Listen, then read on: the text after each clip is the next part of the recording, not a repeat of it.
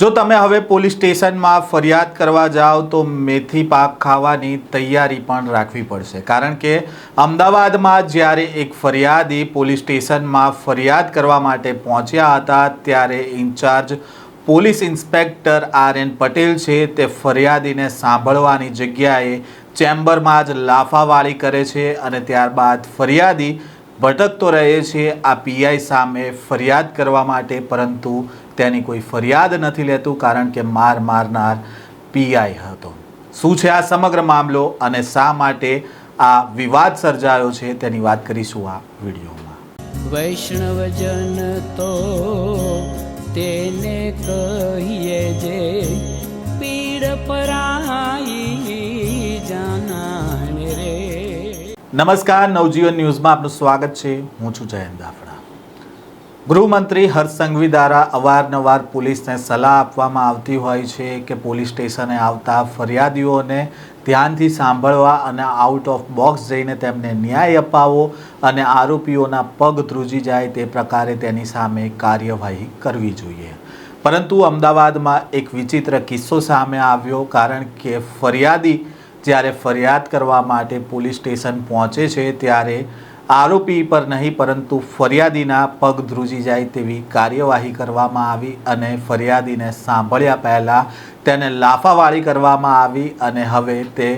ફરિયાદી આ police inspector સામે ફરિયાદ આપવા ઈચ્છે છે, પરંતુ જેના ઉપર આરોપ છે તે પોલીસ ઇન્સ્પેક્ટર હોવાથી આ ફરિયાદ છે તે કોઈ લેવા તૈયાર નથી અને હવે ફરિયાદીએ આ મામલે અમદાવાદના પોલીસ કમિશનર જી.એસ. મલિકને અરજી કરી છે અને કહ્યું છે કે આ પીઆઈ સામે પગલાં લેવામાં આવે, કારણ કે આ આરોપીના નહીં પરંતુ ફરિયાદીના પગ ધ્રુજાવી દે તેવી કાર્યવાહી કરી રહ્યા છે। આ મામલાની વિગતે વાત કરવામાં આવે તો ફરિયાદી અજય છે તે પાલડી વિસ્તારના કોચરબમાં રહે છે અને તેમનો એક ફ્લેટ છે, તેમાં પીજી તરીકે તેમણે આ ફ્લેટ આપેલો છે અને આ પીજી તરીકે જે ફ્લેટ ચાલે છે તેને લઈને સોસાયટીના ચેરમેન અને સોસાયટીના કેટલાક સભ્યોને વાંધો પડ્યો હતો અને અગાઉ પણ એલિસ બ્રિજ પોલીસ સ્ટેશનમાં આ પીજી જે ચાલે છે તે મામલે અરજી કરી હતી અને જે તે સમયે આ ફ્લેટના માલિક જે અજય છે તેમણે પોલીસ સ્ટેશનમાં જઈને તેમણે દસ્તાવેજ આપ્યા હતા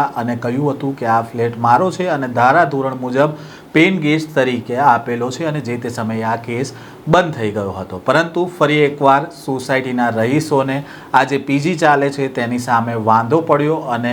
મામલો ફરી ગરમાય છે અને સોસાયટીના સભ્યો છે તે આ પીજી જે જગ્યાએ ચાલે છે ત્યાં એકત્ર થાય છે અને ત્યાં આવીને જે લોકો પેઇન્ટ ગેસ્ટ તરીકે ત્યાં રહેતા હતા તેમની સાથે ગાળાગાળી કરે છે અને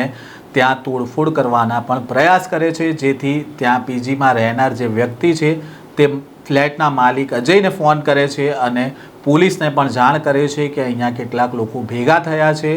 મારામારી કરવાની તૈયારીમાં છે અને તોડફોડ કરી રહ્યા છે, જેથી ત્યાં ઘટના સ્થળ ઉપર પોલીસ આવે છે અને મામલાને શાંત કરે છે અને ત્યાં પોલીસ દ્વારા કહેવામાં આવે છે કે તમારે આ મામલે ફરિયાદ કરવી હોય તો એલિસ બ્રિજ પોલીસ સ્ટેશને આવી જાઓ, જેથી ત્યાં પીજીમાં રહેનાર વ્યક્તિ અને ફ્લેટના માલિક અજય છે તે એલિસ બ્રિજ પોલીસ સ્ટેશને પહોંચે છે, પરંતુ તે સમયે એલિસ બ્રિજ પોલીસ સ્ટેશનના પોલીસ ઇન્સ્પેક્ટર ભુવા છે તે રજા ઉપર હતા અને આ પોલીસ સ્ટેશનનો ચાર્જ છે તે વાસણા પોલીસ સ્ટેશનના પોલીસ ઇન્સ્પેક્ટર આર.એન. પટેલને સોંપવામાં આવ્યો હતો, જેથી ત્યાં જે ફરિયાદી ગયા હતા અને તેમણે ફરિયાદ લખાવી છે તેવું કહેવામાં આવ્યું, જેથી તેમને પોલીસ ઇન્સ્પેક્ટરની ચેમ્બરમાં બેસાડવામાં આવે છે અને ત્યારબાદ થોડી જ વારમાં ઇન્ચાર્જ પોલીસ ઇન્સ્પેક્ટર આર.એન. પટેલ ત્યાં પહોંચે છે અને ફરિયાદી કંઈ કહે તે પહેલાં જ તેને લાફાવાળી કરવામાં આવે છે, સાથે તેની સાથે જે પીજીમાં રહેનાર વ્યક્તિ હતો તેની સાથે પણ લાફાવાળી કરવામાં આવે છે અને જબરજસ્તી ત્યાં લખાણ પણ લખાવી લેવામાં આવ્યું હોવાનો ફરિયાદીનો આરોપ છે। ફરિયાદીએ ઘણા પ્રયત્ન કર્યા કે તેની સાથે જે બનાવ બન્યો પોલીસ સ્ટેશનમાં જ જે રક્ષણ કરવા માટે પોલીસ અધિકારીઓ છે તેમના દ્વારા તેમને મારવામાં આવ્યો અને આ બાબતે અનેક જગ્યાએ તેમણે પ્રયાસ કર્યો કે ફરિયાદ નોંધાય, પરંતુ તેમનો આરોપ પોલીસ ઇન્સ્પેક્ટર સામે હતો, એટલા માટે તમામ જગ્યા ઉપર હાથ અદ્ધર થઈ ગયા પોલીસ ફરિયાદ નોંધવા માટે અને આખરે હવે આ ફરિયાદી અજયે આ મામલાને લઈને અમદાવાદ પોલીસ કમિશનર GS મલિકને અરજી કરી છે. સાથે ઝોન 7ના શિવમ વર્માને પણ અરજી કરી છે અને કહ્યું છે કે તેમણે જ્યારે ફરિયાદ કરવા માટે એલિસ બ્રિજ પોલીસ સ્ટેશનમાં ગયા હતા ત્યારે તેમની સાથે લાફાવાળી કરવામાં આવી અને જબરજસ્તીથી લખાણ પણ લખાવી લેવામાં આવ્યું છે અને આ પોલીસ ઇન્સ્પેક્ટર સામે કાર્યવાહી કરવામાં આવે, કારણ કે આ પોલીસ અમારા રક્ષણ માટે છે, આવા વર્તન કરવા માટે નથી. અને હવે આ અરજી છે તે હાલ સામે આવી છે. હવે જોવાનું રહ્યું કે અમદાવાદ પોલીસ કમિશનર છે GS મલિક તેમણે આ અરજીને લઈને શું કાર્યવાહી કરે છે અને